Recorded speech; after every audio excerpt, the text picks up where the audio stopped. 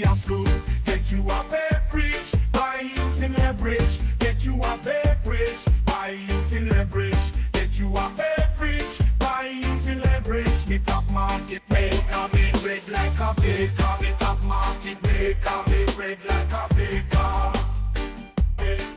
The election, make a prediction. Bet the election, bet an erection. Bet an erection, make a prediction. Feel a friction, make a prediction. Feel a friction.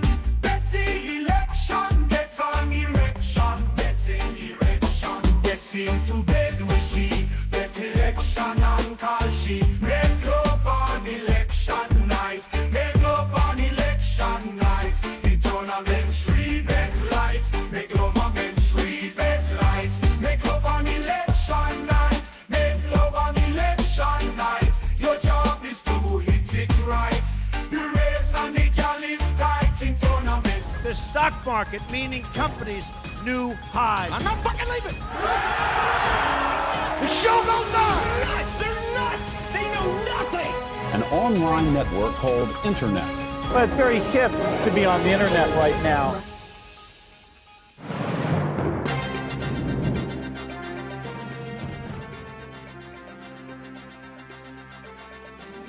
Presented by Kalshi, the no bullshit approach to all markets, including election betting, cryptocurrency, and the largest casino in the world, the U.S. stock market. We're back, baby. High five to Kalshi for the lead sponsorship. Elon the dog is a good boy, and you can see we have a special guest in our virtual studio today, Dan Weinman, main event winner. Welcome to the show. Thanks, Macon. Happy to be here. This is cool. Really appreciate you coming on and chopping it up with us. And we are going to jump right into it. Congratulations, by the way, on winning the biggest poker tournament ever, basically. That has to feel good. And I heard, what'd you do right afterwards? You went to work? I went back to right? work. Everyone else seems to win the main and start gambling and wait. Hold up. I know this is not true. But what he did afterwards, right afterwards, was we went to Musashi. Very true. We shut down Musashi, had about 80 people. That was a solid night. I think I lost my first bet, Josh. That was a solid day and night. It was something to remember. You just went right there, got the onion thing with the throw the shrimp in the mouth, and then that's that. That's Absolutely. That's lost what, 1,000 trying to flip some fried rice and all the day. Lost 1,000. You won 12. Okay, no, all right. That's but this show isn't about that. It's not about winning 12 million and then losing 1K. How do you remember losing 1K that night? How does that even make the story? Okay, so this is good though, actually, Dan, because we want you to bet our money right now. Are you ready to fire? Yeah, I like that. I like betting other people's money. Great. Super stuff. This is the Dan Weinman spends our money. Should have been, but this is great. And Tony, you got it locked and loaded. Dan, where are you from? I live in Atlanta, kind of born and raised here. So, that's probably the market I know the most about. Yeah, it's interesting. They say it's a swing state, but it's not looking too much so here on Kalshi. Where I live, I walk out every day. I walk the dog. I see 1,000 Harris Walls signs. So blows my mind to see that at 30%. And that's where I'd be firing here. So wait, Brett Ritchie, your witness. What do you want to bet, Dan? I want to bet Harris to win Georgia. Oh God, Brett, you're gonna allow this hasty click here? I mean, I'm a believer in boots on the ground, right? That's how I know Trump's a lock in Nevada. I step outside and it's just obvious. So you gotta trust the sort of man in the arena here. He's in Georgia. I'm not. And Brent loves a deal. Brent loves a deal. We're getting 2 and a third. I like long shot odds. He loves that. So. Glance, you can choose the amount here. This one's got to make you. This one's got to make you happy. I assume that market's liquid AF. Yeah, I mean, let's throw 1,000 in there. Let's go. Let's do a decent amount, our regular amount. Yeah. All right. So Tony, contract 30 cents. You want to do 1,000? Pay 31 cents for 1,000, and then we'll see if we get filled. Dan Weinman, do you hear the pain in Tony, the producer's voice, as he rips in 1,000 on Harris? Did you notice that? Like, did you hear that tell, if you will? definitely didn't sound as happy as he did when we first scrolled down to the market. I mean, 80% of our bets have been Trump sided, so I think we can afford to put one on Kamala. All right, we got the Harris action in Georgia. Dan Weinman walks by Harris signs every day, and I've heard your Trump stance isn't super popular. Mine's interesting. You know, I played golf with him a couple of years ago. We had an interesting time. I voted for him. I think he's the best choice we have, but you know, I'm not happy of either of the people we have to vote for. So speaking of boots on the ground, guys, so I don't know if you guys have anything like this in your area, but every day I live in Palm Beach County, South Florida. I live in a place called Wellington, but there's a place called Boynton Beach, which is right down the street from us. And on the corner of Lyons Road and Lantana Road, which is a big intersection, every single day for the last 2 weeks, there's been a group of about, I don't know, 15 to 20 black guys with picket signs and signs, honk for Trump, honk if you were to Trump. And every time people are honking, it's crazy. And they're doing a march thing, they're singing, whatever. It's a big black for Trump kind of thing every day on this big street corner. You guys see anything? You might see something like that in Atlanta, I'm guessing, Dan. Yeah, it's nuts. Like, yeah, I've never seen this much just, you know, brain rot as you would call it. I know you got that guy's got that coming up. It's just insane to see what people are doing to I don't think that's brain persuade rot. people. I think it's smart, passionate Americans supporting the president of their choice. Trump is clearly not racist, by the way. So people get so surprised, how could a black guy support Trump? Why wouldn't you? He's by far the best choice. Dan wasn't talking about which side they were on. He wasn't saying that. He was saying how they're just so involved in the political process. It's just the idea that you can convince someone to change their vote by being out there with a big sign just blows my mind. Dan, let me ask you a question. Did you see the Republican Market Square Garden thing? Did you see that? I saw some clips with Market Square Arena Garden. Yeah, I saw some clips with the comedian, and you know. So you're a strategy guy. You're a strategy guy. Okay, you're winning in some polls and stuff. Now you're like, all right, let's bring on like a racially charged comic to open up where the whole world is watching. Blunder? I mean, it's got to be a blunder, right? It's not great. You know, they say if something's working for you, probably don't change your strategy. Seems like they might have gone overboard a little bit. I mean, at one point, I swear to you, this guy that Tony's got on the screen there, he said something like, and then Latinos don't pull out. They they like to come in the country. I think this guy, I mean, I can't imagine a world where somebody like approved this. They're like, you know what? This is a good idea for our campaign. We should have this guy say that on it. I just can't imagine a world where that's... And Mike, you probably don't even realize this, but there was other guys with racist comments during those speeches, but this one just overshadowed the other ones. That day was full of like racist, kind of like divisive stuff, which is kind of crazy.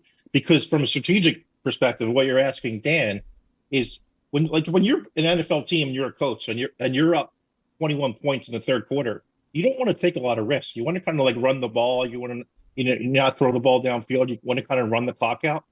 That's where Trump is in this campaign. He's a 2-to-1 favorite on all the betting markets, and the polls are slightly in his favor. To take risks with a week to go is just stupid. Whoever's running this campaign, or whether it's Trump, it just says fuck it. Like, I mean, this is not what you want from a leader. You want a guy that's a good strategist.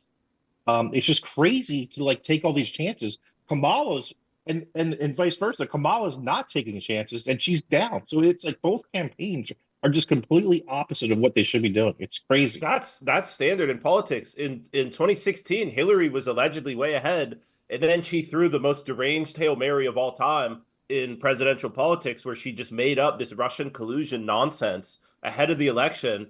And it was like, this is not an inspiring message whatsoever. It turned out it was actually completely made up. So I don't really have a lot of faith in political campaigns to execute strategy at a high level in general. This is par for the course, I would say. These campaign managers need to get in the lab with Dan Weinman. They need to run some sims.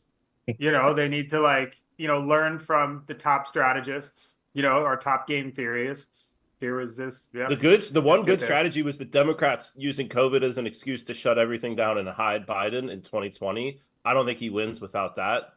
But other than that, I don't see a lot of wise political strategists out there.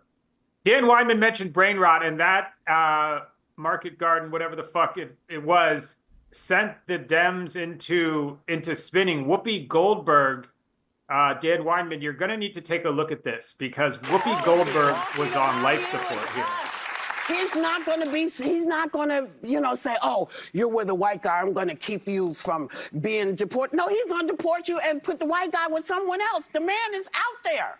He's also, Dan Weinman, you played golf with Donald Trump, that's kind of amazing to me. So do you think that he, assuming when he is president, is he going to take interracial couples and then if there's a white, assuming it's white male and then you know, person of color, female, is he going to just deport one and then, I don't know, what is even she suggested, and then doing some sort of a dating game to rematch the white guy? Is that what's... Yeah, I don't Can you see see it that like, world? I don't see it like he's a passionate guy. Like I understand why he's loved by some, hated by others. But I think, you know, that the fact that you see people doing this on national television just shows you how divided we are as a country. It's nuts to me that you have what I used to consider smart individuals would get on and watch the news every night and just believe everything that they see and assume that, you know, this is the truth of what's going on in our country. I mean, this is I mean, Brett Ritchie, have you seen, you know, Newsmax is like a far right show, and then you go to CNN or MSDNC, as everybody so cutely calls it, and then you could find lefting. I mean, do you think this is like, is this splitting the country? Is this like you just turn on whatever, you know, give me my echo chamber, click. Anybody that believes this is an idiot. Like you can't, like Trump even in 2015 when he was running and they called him this racist homophobe, he was like, I'm not changing gay marriage. Like that genie's out of the bottle. You can't go back and put it in. So he's been pretty consistent that he's not going to interfere with people's marriage decisions across the board. To think that he's going to break up interracial couples is just stupid. He's had a career of 50 years of being in the spotlight. He was never considered to be a racist guy until he ran as a Republican. And the main ammo the Democrats have against Republicans is just calling them racist. And a ton of the supporters just eat it up because they desperately want there to be way more racism in the U.S. than there actually is. So they have to make it up. Glance, is this, you think Trump's breaking up interracial marriages and then having some sort of how do you even do that? How would you even like take the white guy? You're like, all right, okay, you're deported. Now we have a free white guy here. Let's see, like, how do you even do that? Is it like auction. A Tinder? Is it? I mean, I don't think that he's going to break up interracial marriages. That's ridiculous. It's just hyperbole. But he did take away women's right to abortion in a lot of states with his actions. Yes, he did. We had it. Roe versus Wade for a number of years. He purposely got rid of it so that states can decide. And certain states took away the rights. He did a standard Republican standard is put a Republican on the Supreme Court. Like he did what any other Republican would have done. So I don't think he's the one who said, I did it. I got rid of Roe versus Wade. He loves to take credit for things he doesn't deserve credit for. And that's one of them. Okay, so I'm just agreeing with him that he did it. That's all. If Mitt Romney was president, the same thing would have happened. If John McCain, that's not true. He wouldn't have appointed a Republican Supreme Court justice. That wouldn't have been the path. But anyway, all right, we're gonna do like a Dan Weinman like moderated Brett versus Matt debate at some point in long form. That would that'd be amazing. But Brian, I want to ask Dan a question because he mentioned about how it's crazy how smart people, you know, watch TV and they believe one thing or the other and they get so fooled. But we have a guy here that has some experience with Donald Trump himself, some limited experience. My man, Dan Weinman, has played golf with Donald Trump. He's got to see him. He's gambled with him a little bit. I just want to know, I don't want you to get into details because I know we can get hairy, Dan, but I just want to, from 1 to 10, from most scummy to most honest, what would you rate Donald on the golf course? I mean, from all the people you played with. You know, if you're throwing in all the people I've played with, he's really getting up close to like an 8 or a 9. But you know, I'd put him solidly at a 7, you know? Okay. All right. Yep. 7 out of 10 is not bad for a president. That's pretty good, honestly. It's not like it was just the Democrats that experienced that politics rot your brain. It didn't just happen on one side. Tony, could we get the cue of the most insane? This one's pretty bad. That happened on CNN last night. This was the one where the guy calls him. He insinuates that he should be assassinated by Mossad. If you don't want to be called Nazis, stop doing. You're called an anti-Semite more than anyone else's table. Yeah. And people will sit there and by me. I never called you an anti-Semite. Okay. I mean, I'm not sitting here saying I'm a supporter of the Palestinians, so I'm used to it. Yeah, I hope your beeper doesn't go off. The thing is that you just say I should die. You should not. No, you just said I should be killed. No, I did not say that. No, I did not say that. Weinman, Dan Weinman, is that appropriate to say? Should you say that? I mean, it's nuts. Like it's like objectifiably funny, but like I don't know. It's crazy what they've put on the news, and it's just so clearly entertainment at this point. And I feel like we have 90% of the US population that looks at this and says, yes, like this is what I need. This is actual news. I mean, Glance, that's too far though, right? I mean, like, is this politics is ruining people's minds?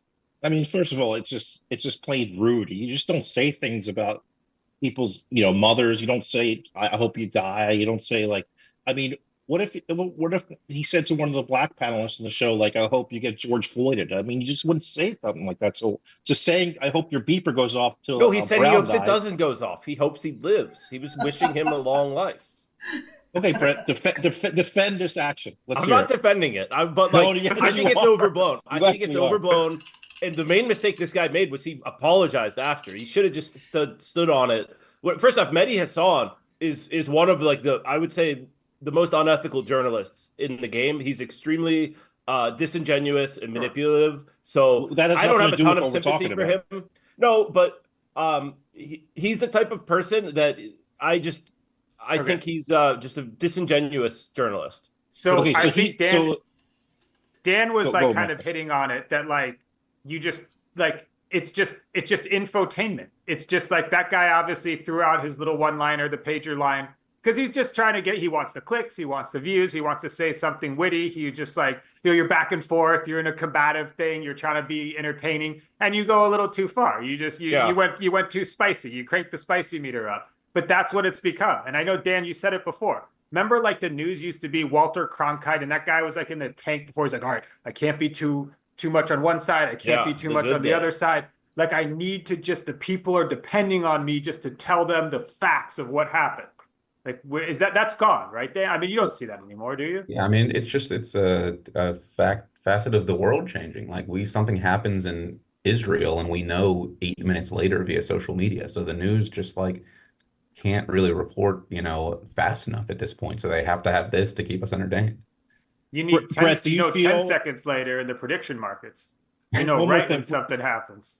Brett, do you feel like saying "I hope your beeper doesn't go off" is similar to like him saying to a Jewish person like "I hope you don't get caught up in the gas chamber"? So I don't pay a lot of attention to this Israel-Palestine conflict. Okay, but Brett, that has nothing to do with what I'm asking. It has exactly what to do, because Mehdi is the Palestinian supporter, right? And the Hamas is the beeper thing. So Hamas is in charge of Palestine. Hezbollah was the beeper thing. Whatever. Hezbollahs.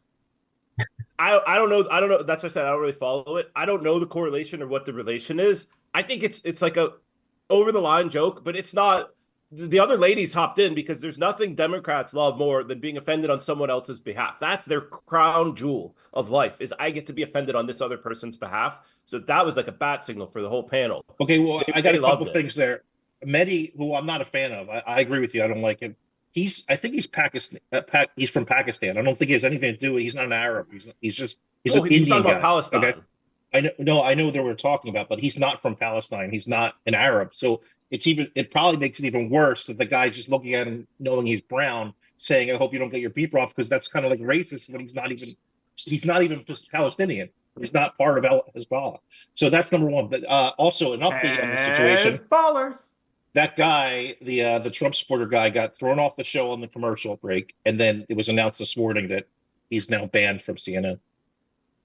I mean, all right, that's fair, but like, whatever. It's it is what it is. Now, the next, this is good. Thank you very much, Tony, for switching it, because this, sort of right in the same line of the discussion about how Jeff Bezos needed to drop an op-ed. This is after, I guess, somebody quit, because the Washington Post usually supports a president, which also feels weird when like a journalism outfit, especially a big one, is like, hey, we're going to choose who I think is the good president. Brett Ritchie, what exactly is this from Bezos here?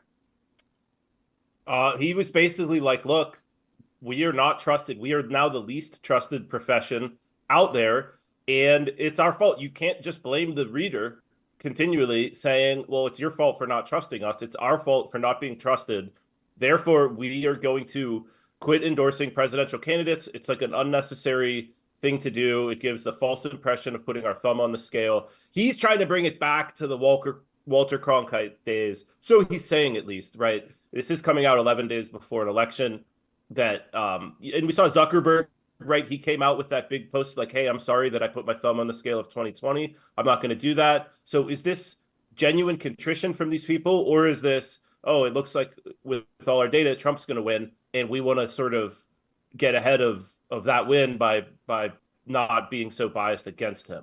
I think it's probably a mix, but Bezos doesn't strike me as somebody that's in love with that sort of woke Taylor Lorenz and Felicia Sonmez clown show that the WAPO had going on for a while there. No, I mean, he he's with like seemingly the baddest bitch that he could find. He's like, that girl, he definitely went through some transformation in the last couple of years where he started like bulking up. And then, do you see Bezos's girl? That girl looks like, again, one of the richest guy in the world. She switched something in that brain. It's nuts. She ignited some fire. All these tech founders went from like looking like me to, looking like ripped and, with supermodels and stuff. So, maybe that's why I, went into tech right after I got out of poker. Do you think journalism is going to get saved? Do you think that we're going to see an uptick, or do you, what do you think? Do you think we're going to see the return? I don't know. We're trying to save it here, Dan. What do you think we're doing? Are we sure this is a woman? Are we sure this is a girl? Look at the veins. Oh, come on. Come on. No, fuck that. That is the baddest bitch around. Yeah. I promise you that you just like no, I'm sorry. I'm telling you. What's fake? Tony, What's real here? I don't know. No, take that shit back. Take that shit back. No. No not way. Doing it. That girl, I'm right now, taking it back. She turned that man's brain. She raised the T levels. Shout to Nick Bertucci, whatever hole you're hiding in right now. And that was what I'm just saying. It's not my cup of tea. It doesn't matter if it's your cup of tea or not. Just you could tell he made a bust of her on his boat. He's like, give me a $400 million boat. Put this beautiful woman on the front of it. That's what I want. That's what I'm going to do with my money, and launch a rocket into space too. Say it. Okay. Matt Glantz. Yes, DJT. One of your favorite equities on the U.S. stock market. What's going on with this run up? This stock is something. Okay, so this was a SPAC not too long ago. Mike On's famous for his SPAC comments. Did you say something about Chamath getting smacked all over his face at one point? Yes. SPAC. Yeah. Anyway, it was a SPAC. I think it came around $15-20. It went up to like 70. And it went back down to 15 recently, probably less than a month ago. And now it's gone from like 15 to 53 today in no time. It's basically GameStop 2.0. Everyone remembers GameStop and AMC. We're famous for those picks on the show.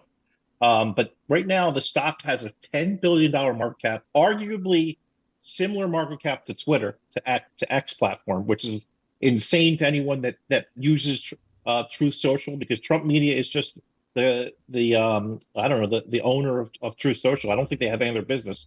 They had last year, I think they had $1 million in revenue and sales and like advertising. This year they're going to have like $4 million in sales or revenue. They're definitely losing money.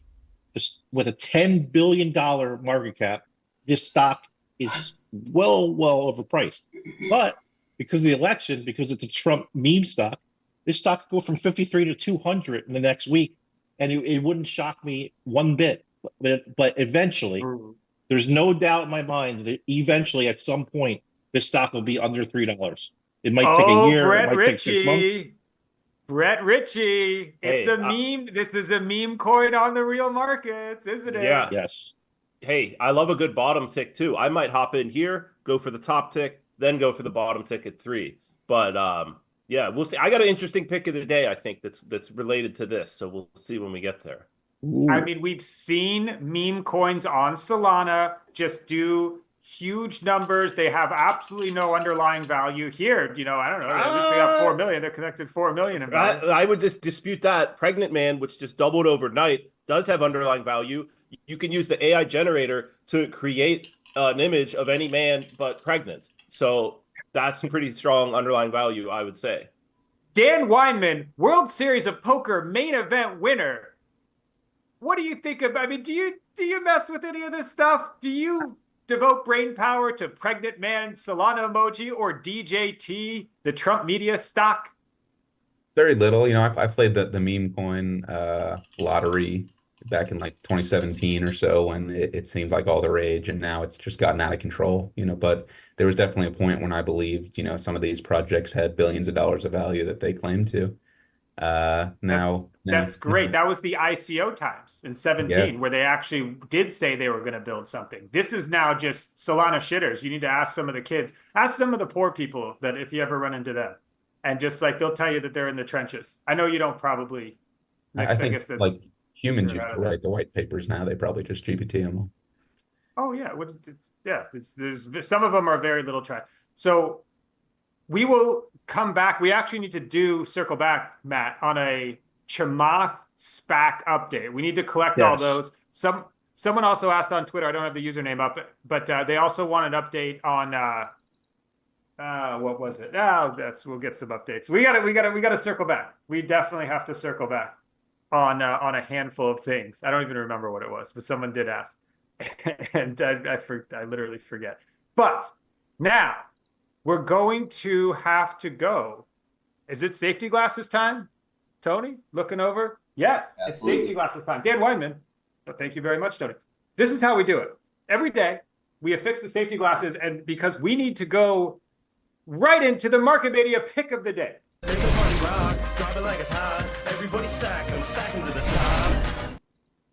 The pick of the day, Matt Glantz. What is your pick of the day? What we just talked about, DJT at 53.5. Short this thing, short this fucker till it goes down to the under $5 for sure, but it could go to 100, 200 first. We just don't know. Note that your short may not work out. Brett Ritchie, what is your pick of the day? My pick of the day is tailing Matt. Okay, when Matt wants to bet on something pro-Trump, to me that's like a slam dunk, right? Because Matt hates Trump. He thinks he's a scammer, a con man. And if Matt can sort of put aside his personal feelings and be like, hey, it's a spot to make money, to me, that's a strong signal. So I'm with Matt on DJT. And Dan Weinman, WSOP main event winner. What is your pick of the day? My pick of the day's got to be Bitcoin. We are nearing an all-time high, and the chance to buy something for 73,000, it should be worth $1 million. I mean, that just seems like a good opportunity for me. Love it. Thank you so much for coming on Market Mania, Dan. We definitely appreciate all of your insights here and hope that you join us for the election special on the 5th. I don't know what you're doing.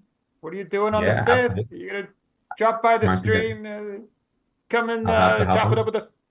And I'm tailing the main event winner and adding a little leverage to it. My pick of the day is going to be 10x leveraged Bitcoin. A spicy call. And you can see Alex Weiss right there. Whenever I see this gentleman bull posting, everybody remembers he had some epic 9-figure run back. I think it was 17 or 21. I don't really remember. And when he's calling for Ape City, how can you not listen to that guy? And that's going to do it. There you go, Dan. How do you like looking at that? Look at that. Oh, Glance, you're right in the front there. Look at that. Isn't that an adorable picture, Dan? You got to like this. Who's happier, me or Dan in that picture? I don't know. It's you. I look kind of That possessed. picture. You don't you look about this was like 30, 40 pounds ago for you. If you can recognize Oh. next to me, to my left is with the sunglasses. That's Jason Mercier. Sarah, Dan's beautiful wife, is in the white hat next to me. And Josh is hidden in the crowd, but Rachel's right behind Dan. It's quite an epic picture. Where's Sean Deeb, by the way? Do you have this framed left. somewhere? Sean's hiding somewhere in the back. My Oh, favorite he's in part the of this corner. picture He's on the is- side. He's on the Far side. left. Is that him in the Dan, far do you left or have no? this picture? Does this picture hang in your office or anything? Do you do it? It does. It's a different angle, but it's within a couple seconds. An of this angle to picture. crop Matt out. But I gotta would assume. point you all towards the lady in the back wearing the hat and sunglasses. Yeah. We definitely This crop is- out. That's your mom, in right? the back.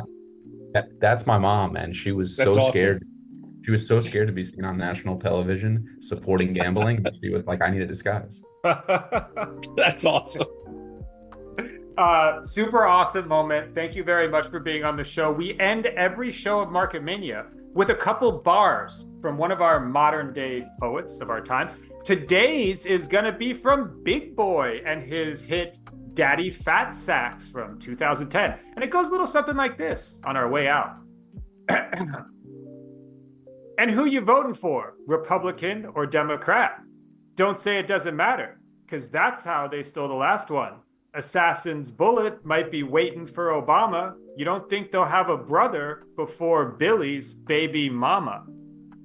I lost a lot of money betting on Hillary too, Big Boy. That is going to do it for Market Mania today. Thank you. Big thanks to Dan Weinman, the main event champion of 2023. Market Mania show on Twitter. Give it a like, give it a share, and you will keep us on the air doing this all day long, every day for you. Join us for the election special. Subscribe on the YouTube. Just do all that for us, please. Please do that. We want to just keep doing this. But for now, we will see you tomorrow, if there is a tomorrow. But for now, again, it's lights out. Come on, I never sleep if I don't have my medicine. Come on, I never sleep if I don't have my medicine. Come on, I never sleep if I don't have. I never sleep. Come on, I never sleep if I don't have my medicine. Come on. Time to right the wrong. So your hands in the air if you like the song. If you're going over there, take it twice as long. Last time ain't talking about Tylenol. Oh, I bet you'd like to know. You can come around the way if you're trying to go. If you want to switch lanes for a pot of gold or a domino, out of control. The usual. Get mad cause I'm looking at your girl. Switch it up. I do it so much louder than everything you've heard. Everybody heard, got the word that the world wasn't turning. Act like you're in a jury of how we're turning, where how we're turning. Can't lie like it's Mississippi burning. Don't act like you're in a daze. I imagine you to look the other way. Couldn't clear space on my mind, was afraid of the time. Strobe light like in the moonlight. I'm in the mood right now, how about tonight? My interview's tight now, I will survive. Now make it right now.